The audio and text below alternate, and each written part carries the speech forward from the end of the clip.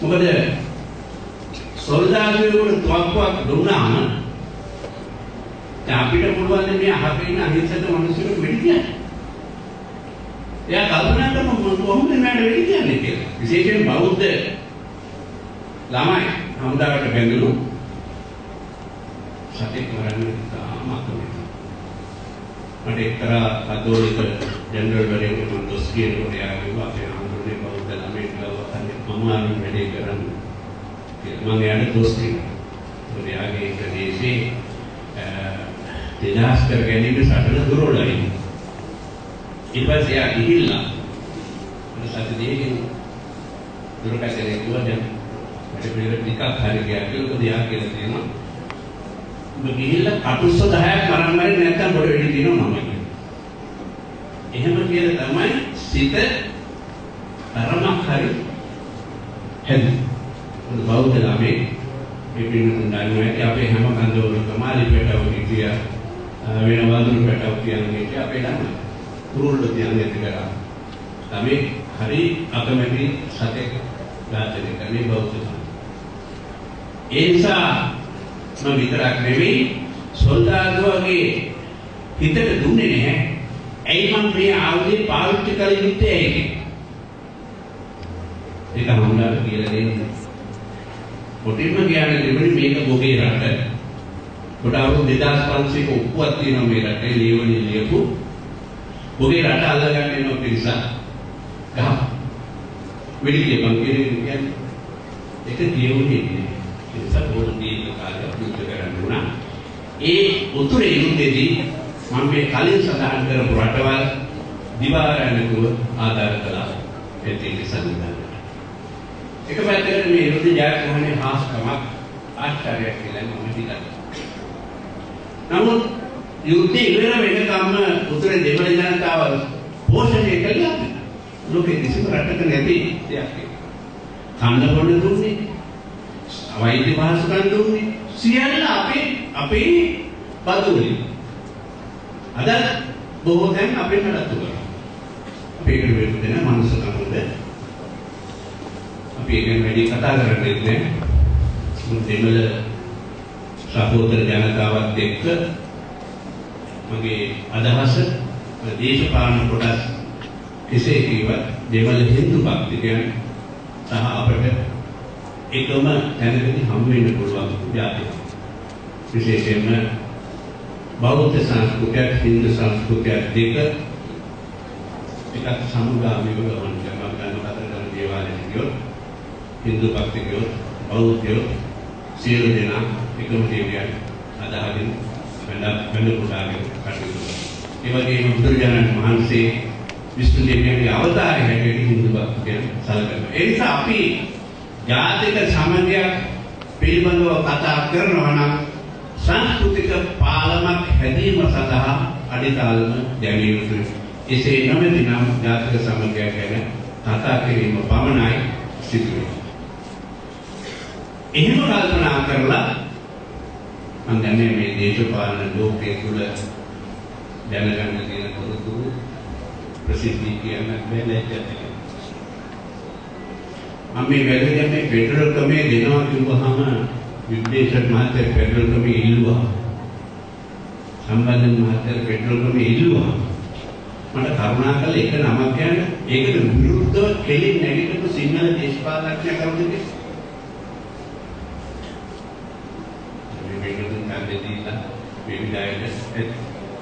එක සිංහල දේශපාලනඥයෙක් නැගිටලා කිව්වද එහෙම දෙන්නේ නැහැ කියලා. එහෙම දෙන්න බෑ කියලා. කිව්වේ. දැන් අපි කියන්නේ මොකද අපිට කියන්න අයිතියක් තියෙනවා. දැන් මේ අපේ ස්වාමීන් වහන්සේ වැඩ ඉන්නවා. මේ රටයි ජාතියයි ආගමයි ආරක්ෂා කළේ අවුරුදු 2500ක් පැරණි උත්තරීතර වැදගත් පක්ෂ දෙකක් එකට එකතු වෙනවා. අවුරුදු 2500ක් පැරණි පක්ෂ දෙකක්. ඒ තමයි ගිහි සහ පැවිදි කියන පක්ෂ දෙක.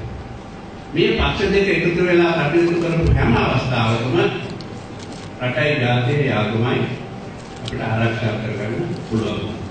දැන් වෙලා තියෙන්නේ සියල්ල දේශපාලනඥයන්ට බාර දීලා මිනිස්සු වෙන විතරක් ඉන්නේ කියලා. මේ මිනිස්සු බාර ගන්න පණින්න විතර. යෝජනා කරන්න විතර. මට එක ගණන් පෙන්නන්න යුද්ධ කාලේ ක්‍රියාදායක වුණා. ඒ නිසා අපි බොහෝ විට දිවාරායනික ජනමාධ්‍යවලට ඇවිල්ලා කිව්වා වයසට ආම්බරට බාර දෙන්න පන්සල් වල දෝති පූජා කියන සෙත්කව කියන්නේ. හැබැයි තරුණ පිරිසේ වඩා ඒවා යුද්ධ වෙනුවෙන් කරන්නේ. ඔබ රෙදියාරයක් කරන් වෙන එකක් දාලා ඉන්නකොට විරුවනි අපි ප්‍රොබ සමගයි කියලා ඉන්නේ නැතුව ක්‍රිකට් මැච් එකක හිට වෙලා බලන්න නැතුව කටයුතු කරන්නට වඩා අඩු ගන්න පොල් විදි දෙකකින් සීනි කිලෝ යුද්ධ දෙකේ දෙබලෙක් විදෙට ගෙනියන්නේ කියලා මම බොහෝ විට කියනවා. ඒත් අපි යුද්ධ දෙකම නිසා. නිසා මෙතන අද වෙනකොට ජාතිය ධර්මපාලතුමා ඉන්න කාලෙට වැඩි බහනකට වෙනවා. දැන් ධර්මපාලලා 10ක් ලංකාවේ නෙන්නේ. දැන් කුඩාකල හාමුදුරුවෝ 19ක් නෙන්නේ. පහළුනේ විශේෂයෙන් මහානායක හාමුදුරුවෝ නම් ඇත්තෙම නෑනේ. අපි දන්නවා මේ රටේ ඉතිහාසයේ කිසිම තැනක මහානායක හාමුදුරුවෝ කෙනෙක්ගේ නම සඳහන් වෙලා නැහැ සටන් කරලා.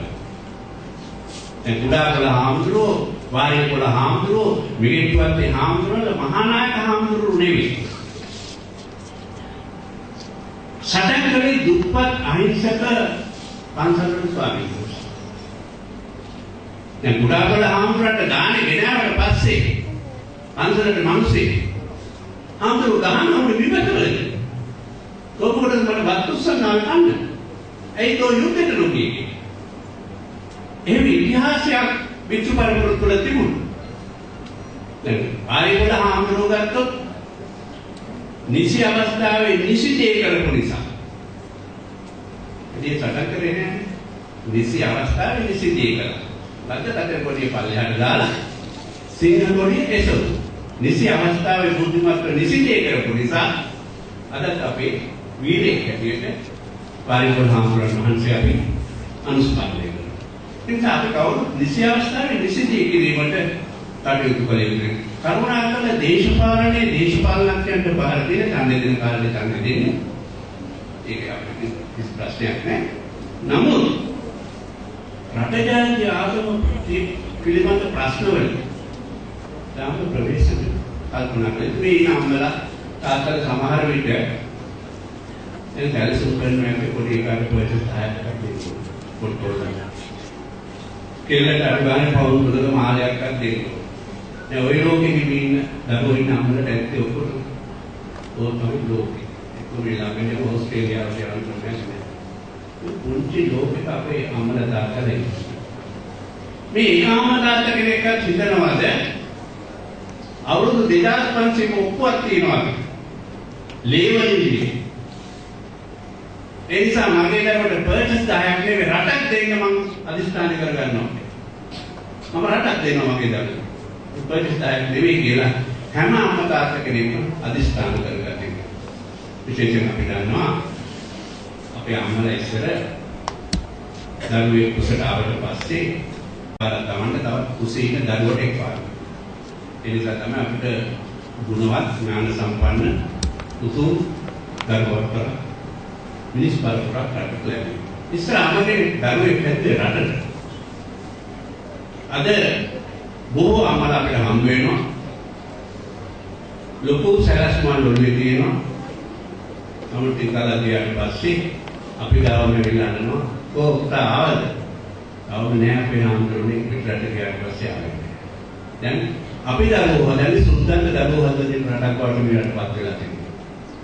අහිංසක කාන්තාවන්ගේ මැද පෙරදිග වැඩකාරකමට යවන අතරේ ඉගෙන ගන්න අනිකුත් දරුවන් ඕස්ට්‍රේලියාවට එංගලන්තයට ගිහින් යවලා දැන් ලංකාවට එන්නේ. අම්මා තාත්තා ටික කලක් යනකොට අපිට හම් වෙන්නේ හරි වැඩි අපේ ආන්දරේ ගේ උගස්තිය තමයි ළමයි ඇරි.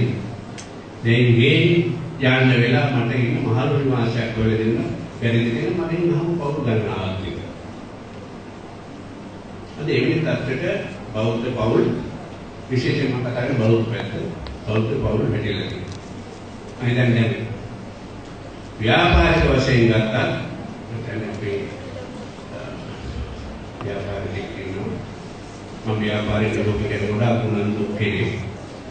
අපේ මේ පළාතේ දකුණු පළාතේ ගිහින් තමයි මෙලිකන් මුදලාලි, නෝන් මුදලාලි, දාස මුදලාලි, රාම මුදලාලි, නවලෝක මුදලාලි, ගුණසේන මුදලාලි මේ ඔක්කොම හැදුවා. අපි මේ දකුණු පළාතේ ගිහින් මොකද දෙන්නේ ගොඩනැගිච්චයි. අද බෞද්ධ බිස්නස් ව්‍යාපාරිකයන් ඔබ ලේසි ව්‍යාපාර පටන් ගන්නවා. මේ මෙලිකන් මුදලාලි පාමට්ටි ඔලුව කියන්නේ මට කියලා. මට වීඩියෝ කරනවා මගේ මේ තට්ටේ පෑරිලා තියෙන්නේ වයසට නෙවෙයි පාමට්ටි කියන්නේ. ආඩම්බරේ.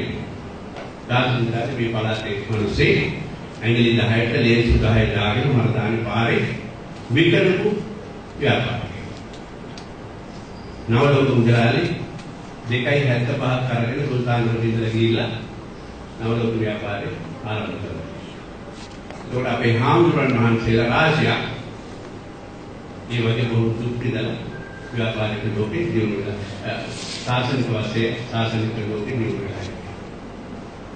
अद व्यापारिक बुढ़ा अंदान परिधि पटन गाड़ी बहुत लेस व्यापार सिंगल बाबू एको लैंड से एको फाइनेंस कंपनी एको फोरियर गाड़ी दे रहे वो दोनों व्यापार एको कार केंद्र में विशाल कार पोलिंग जाके බලාගෙන ඒ වගේම ඉස්සර advance level O level A level pass with fail වෙන ළමයි ගමේ කුෂිකර්මාන්තයට යොමු. අද කරන ලොකුම දේ තමයි 3 wheeler එකක් ගන්න. එහෙම නැත්නම් කොළඹ තියෙන සිකියුරිටි සර්විස් එකක වැටෙනවා. ඊළඟ රුපියල් 50ක් එකක් කාලා කලිසමුණාවල ඔළුවට තියාගෙන පාරේ දාගෙන රුපියල් 20000ක් විතර හොයන. ගමේ එහෙල්වල හදනියක් ඉන්නවත් වත්තේ මට කොයිපලක් තියෙන පොඩි. උන්දන්න කොච්චර ආදානමක් ගන්න පුළුවන්ද කියලා. හැබැයි අංග සම්පූර්ණ එක දෙයක් තියෙන කෙල්ලෝ කොල්ලෝ අතර. හැමෝම ගාව රිපෝට් එකක්. නැති එකෙක් නෑ. කොල් ගහන්න කියන කාටත් එකක් තියෙනවා. ඉතුරු ගහන්න කියන කාටත් එකක්. ඒ තරම් එක භාණ්ඩයක්. මතක තියාගන්න බෞද්ධ පෞල් සංස්ථාව දිනෙන් දින වැටලෙනවා. ඉස්සර අපි ඒකට බත් කෑ. අද දේවල් වල ඒකට බත් කන්නේ. බත් එක බෙදාගෙන යනවා දුව යනවා ටීවී එකට. අනිත් පුතා යනවා කම්පියුටර් එකට. අම්මා පතර කෑල්ලක් තියන වෙච්චදී තාත්තා වත් අද බුලාස්ට ගහලා ඇවිල්ලා හතර ගායකට වැටිලා. මේ ගිය ඇතුලේ තියෙන හැටි. ඊට පස්සේ දරුවෝ ටිකක් නරක වෙනකොට एक पांचले नाम रखवाई एक गुरु रूपवाई ये बौद्ध पौर संस्था बिंदवैटिले गीला बहुम बीम मट्टम अब होयलती सिंगल बौद्ध के वार्षिक आदाय बेंगल रुपया 250 लाख रुपये बैठे अनेक कुछ जाति जोटवाड़ बहुम इहदे तमंगे आर्थिक शक्ति मात्र में यहाँ पे हमोटन बहु विट तमंगे बेदर विट में अक्करे के दिखाया है බොහොම කලාතුරකින් කෙනෙකුට තමයි නැත්තේ. හැමෝටම අක්කරයකට එහා ඉන්නේ. ඕවිතක් හරියට. නමුත් කාන්තා පැත්තත් අද බොහොම නරක වෙනවා. මොකද ඒක අමනාප වෙන්න බෑ. ඉතින් අපේ ගෙවල් වල අම්මා අපි ගෙදරට යන උදාහරණයකට ඒ කියන තමයි 19ක් විතර. දැන් ඉන්න කාන්තාවගේ කඩේ දුවන්නේ නේ අපේ අම්මා. පිටිපස්සේ දොරෙන් එළියට බැලලා අතකින් කැඩුවා මෙතෙන් කැඩුවා මම දැන් 7-8ක් විතර දාන්නේ. අද මිරිස් පැලයක් නෑ විතර හදාගන්න. දෙහි පැලයක් හදාගන්න. කාර්පෙන්ටර් පැලයක් හදාගන්න. හැබැයි මේ අලුත් යාළුවමයි යනවා කොහෙද ජිම් එකට යන්නේ. අපේ ගියනේ ජිම් එකක් තිබ්බනේ. මෝල් ගහයි වංගෙ. මිරිස් ගන්න. කැස්ත උදැල්ල. ඉදල. මේ ජිම් එකේ බලන්න අපේ ගෙවල් අපේ අමලට දෙන්න තිබුණේ නෑ. ප්‍රෙෂර් තිබුණේ නෑ. දිය වැඩියක් තිබුණේ නෑ. කොලෙස්ටරෝල් තිබුණේ නෑ. හොඳ ජීම් එකක් ගිය ඇතුලේ තිබුණා. අද වතුර කලයක් ඒ කියන්නේ ගෑණි කටින් පුළුවන්. ටැප් එක නැත්නම් ඒක රන්. නේ වතුර පාලකයා ලිඳින් අදින ගෑණි කටින් හරි අමාරුයි. ඒ නිසා හම්බ කරන මුදල් වලින් මිනිස්සු හම්බ කරන මුදල් වලින් 2%කට වැඩි යන්නේ බෙහෙත් අරගෙන. මම හොඳට හොයලා බලලා කියන්නේ අමනාප වෙන්න එපා අනිත් අපේ ධර්මපාලතුමා කියුණා මේක වඩා සැරට කියන්නේ මට ඉතින් එහෙම අවශ්‍යතාවයක් නැහැ නමුත් ඕක තමයි අපේ කාන්තා පක්ෂයට මගේ ඉස්කෝලේ යන කෙනා ආබාධිත සෙබළනේ වික්ටෝරියා ළමයි කියලා ගන්න. උපරි පන්තියක් කියලා එකක් තියෙනවා. අර ඔක්කොම වැඩි එකට එන්නේ. උපරි ක්ලාස් එක. ඒක හදන හැටි ටෙලිවිෂන් එකේ උගන්වනවනේ. ඒක හදන හැටි, කොණ්ඩේ පිරන හැටි, අඳුම් හදන හැටි, කෑමක් හදන හැටි. හැබැයි රූපවාහිනියේ උගන්වන්නේ නැති එක දෙයක් තියෙනවා. ඒ පෞල් ජීවිතේ කියලා. අනිත් හැමදේම උගන්වනවා. පෞල් ජීවිතයක් කියන්නේ බලපතල දෙයක්. පෞල් ජීවිතය.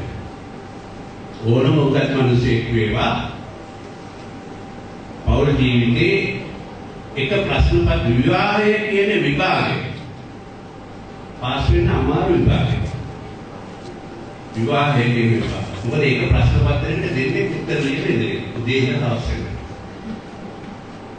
පෞල බිරිඳ වැරද්දුවත් පේන්නේ මහත්ය වැරද්දුවත් බිරිඳ පේන්නේ දෙන්නම පේනවා හරියට උත්තරේ ලියුවේ නැත්නම් විවාහයේ විභාගය. ඔකේනොත් බොහෝ දිනකට මතක වෙන්නේ ඇත්තේ නේද කියලා. ඒක අනිත් කතාවක්. විවාහයේ විභාගෙට මේක ලීසි. දැන් බලන්න ඉස්සරහමලා කරුණාන්ව හදලා දීකල දීලා බොහෝ විට කියන්නේ මා ධ්‍යාන කරන්න මොනවාරි කරන්න ඕනේ කියලා ඒකයි කියනවා. අද ඒකට ඉඳ දෙන්නේ. දැන් දරුවාගේ දරුවෝ බලන වැඩකාරය බවට අම්මලපත් වෙනවා. ඊළ බලන වන්දන පොළ පැත්තේ ඔය යන්නේ දුක දෙන්න අපේ කම්බෙන්ඩින් ඕස්ට්‍රේලියාවේ එන්නේ කියලා මෙහෙම තමයි යනවා හි. දැන් පිනක් දහමක් කරගන්නවා අම්මලාට මේකට තියෙනවා අම්මලා උන් කියන ඇත්තනේ කියලා වැඩකාරය බවට මෙරිලා තමයි යන්නේ දෙක. ඉතින් ගියා රීඩ දුන්නා. අම්මට පිනක් දහමක් කරගන්න ඉඩ දීපන්. ඔය වැඩේ කරන්න එපා. අද නෑ. අද වැඩකාරය වෙන අමාරු වෙන්න මැරෙනකම් අම්මලා තමයි විතර වැඩකාරය බවට පත් වෙන්නේ. ඒතර මේ තරුණ යාළුවා මේ ජීම් එක යන්නේ පොඩ්ඩක් අතහැරලා ඊට උස්සේ ජීම් එකේ හරියට වැඩ කරා නම් මේ ස්කලත් එක්ක මූල ගහත් එක්ක වංගෙඩියත් එක්ක කුල්ල වතුර කාලේ ඔය ඇඟ හදාගන්න පුළුවන්. ඇඟ හදාගන්න මොකද කන්නේ කියන්නේ ඇඟ හදාගන්න කිව්වේ කල්ලක් නෑ. ආලත් මේ වැටෙන එක. පෞල් ජීවිතේ ඒ නිසා හැම අම්ම කෙනෙක්ම මම කාන්තාවක් ගොඩක් ඉන්නේ කියයි. අදිස්ථාන කරගෙන මම මගේ රටට මම හොඳ දරුවෙක් වෙනවා. හොඳ දරුවෙක් හදන තරම්. දැන් මේ නැත්නම් ඔය මේ රටේ ජනප්‍රිය දරුවෝ ඉන්නේ නටන්නේ සින්දු කියන්නේ උදේ ඉඳලා නටවනවා සින්දු කියනවා සින්දු කියනවා. ඉතින් ඉතේ බෑ පමණක් කියලා අහන් ඉඳලා මේ කිරිසස්ව මල් වගේ දරුවට උනේ කටේ කියවෙන සින්දු සින්දු කියන කෙනෙක්. මට දුකයි තමයි. මේ ජීවිතය අවුරුදු 30 ඉඳලා කියන්නේ පෙන්ගීට මේ අවුරුදු 6 7 පොඩි එකක් කියනවා. ඒක මේ කවුද ළමයි නරක කරන්නේ?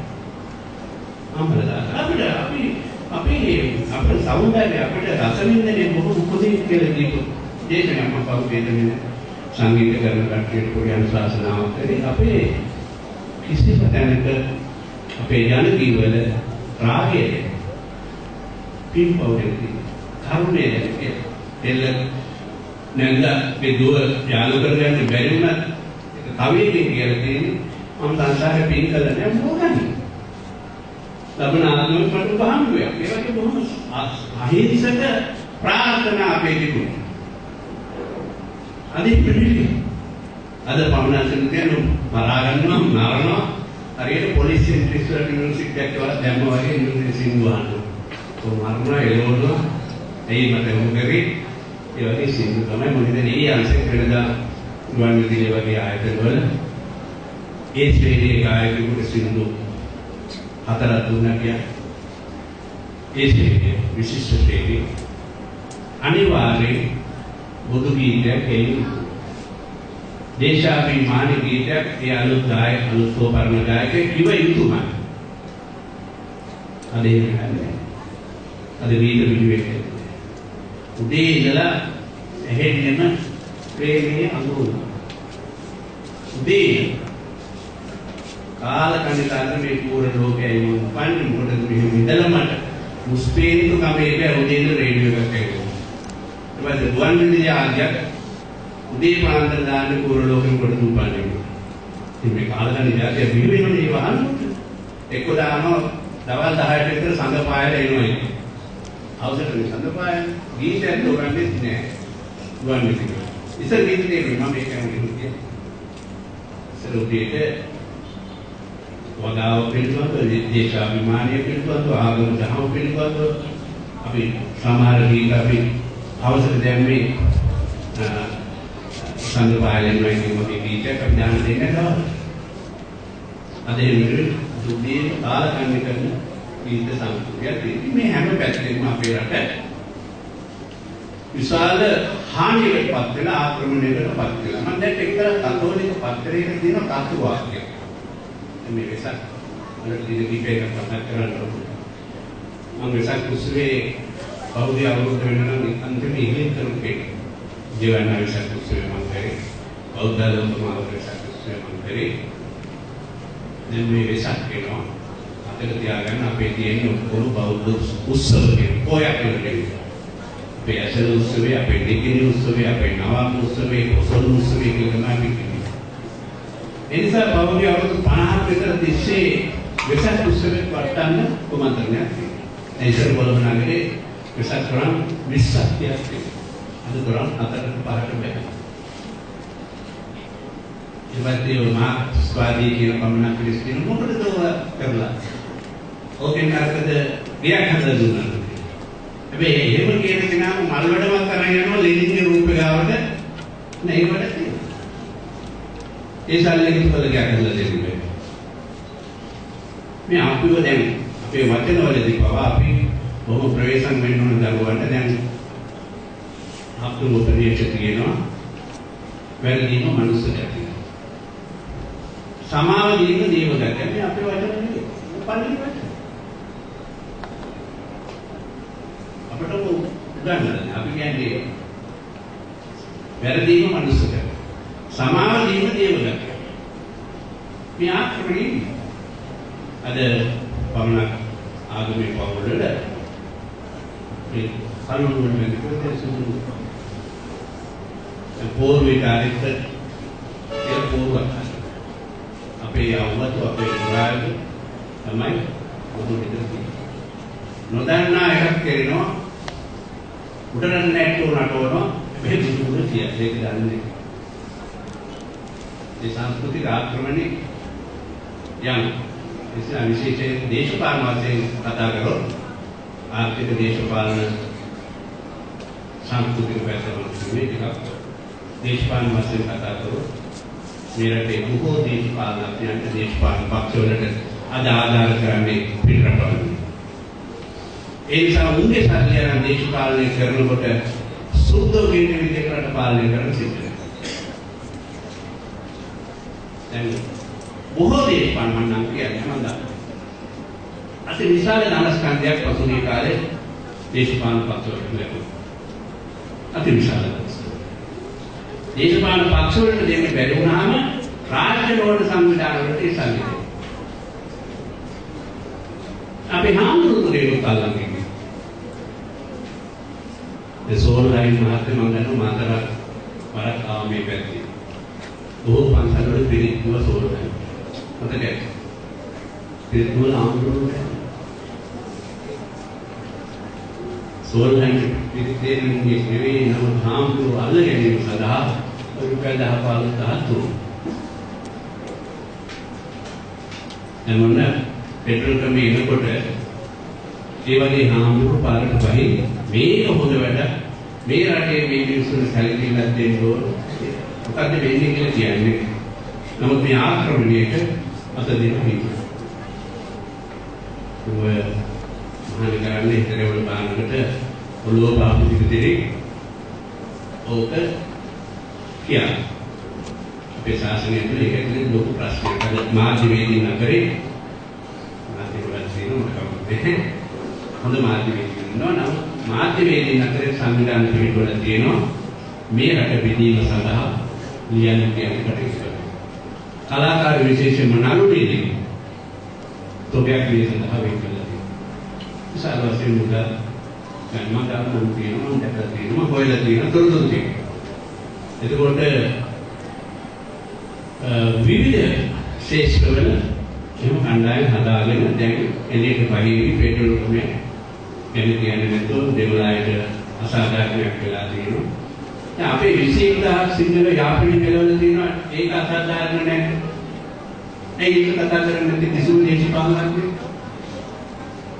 21000 අපේ එළවල තියෙනවා. අද යන්නේ නමන්නේ. ඒක පදිංචි කරන්න කියලා කිසිම ආණ්ඩුවක් උත්සාහයක් කරනවා මෙතෙක් මේ දැන් කියන තා ඒක කලින් තිබුණේ නේ. කොහොමද මම කියන්නේ? ඇයි ඒක කරන්නේ? අපේ බෞද්ධ පුරාවිද්‍යා ප්‍රතිෂ්ඨාන 276ක් තියෙන උතුරේ. අද ඒ විභාග මහා මුහුදට ඇදලා දානවා. මොකද අපිට අයිතියක් උරුමයක් උතුරු නැගෙනහිර තිබුණේ නැහැ කියලා පේනවා. ඉතිහාසයෙන් තමයි ඒවා ඔප්පු වෙන්නේ. නමුත් එවැනි තත්ත්වයක් උතුරු නැගෙනහිර ඇති කරලා තියෙනවා. ඒ නිසා මම දෙතාවම අනුගාර දවසක දවසක් උදේ මම ඇත්තටම මේ සාහයද මම කද හවස අපේ ගමන්ලා විදුරු දීපීත සුවිත් මානවන දෙන්නුමා ඉයකෙලා වුණා ලාතේ මුන්නේ ඒ ඉතාම හොඳින් යුද්ධ කරපු නිලධාරියෙක්. තමන්ගේ යුද්ධ කරලා මේ රට බේරගන්න.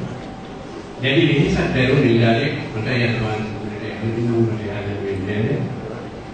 මේ නිසා එවැනි යුද්ධහමුදාවේ එවැනි නිලධාරීන්ට අපි පිළිදෙන්න ඕන මෙවැනි අවස්ථාවක මතක් කරලා අද විතරක් නෙවෙයි යුද්ධ කළා දෙකකින් කියනවා. ජෙනරල්වරු ගොඩාක් මේ මාසෙක ඇතුළත විශාල වෙනවා.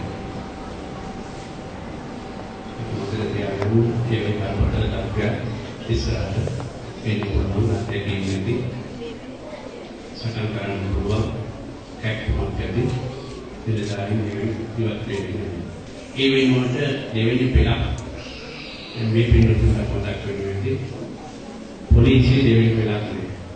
හමුදාවල දෙවෙනි පෙළක් නේ. සාසනයේ